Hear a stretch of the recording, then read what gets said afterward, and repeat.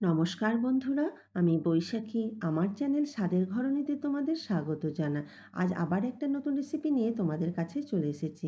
ইলিশ মাছ, এটাকে আমি ভালো করে ধুয়ে নুন হলুদ মাখিয়ে নিয়েছি। আর এখানে আমি একসঙ্গে সর্ষে আর পোস্ত বেটে নেব।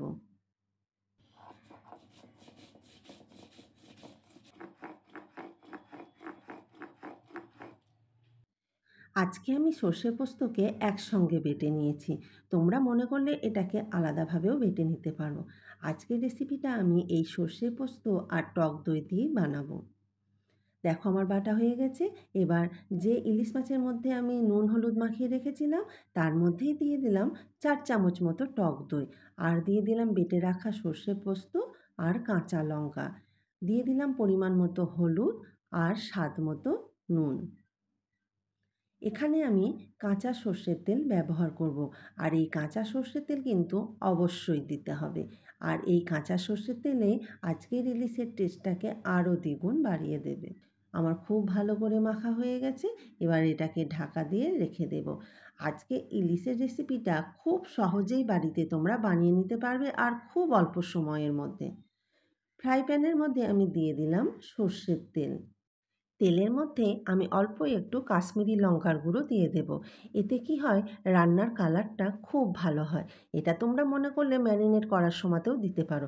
তবে একটা কথা সত্যি, যে আমি সত্যিই ভুলে গেছিলাম, তাই এটা এই তেলের মধ্যেই দিয়ে দিলাম।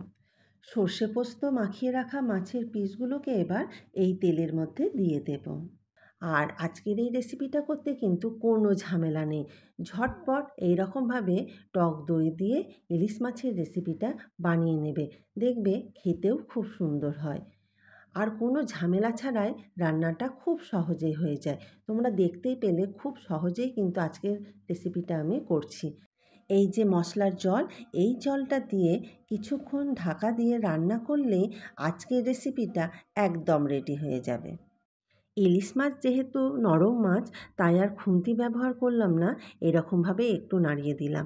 দেখো আমার রেসিপি একদম রেডি হয়ে গেছে, এবং মাছটাও কিন্তু খুব ভালোভাবে সেদ্ধ হয়ে গেছে। তো বন্ধুরা, তোমাদের আজকের রেসিপি কেমন লাগলো কমেন্ট করে অবশ্যই জানাবে। আর বাড়িতে কিন্তু অবশ্যই একবার চেষ্টা করবে এইভাবে বানাতে, দেখবে খুব ভালো লাগবে।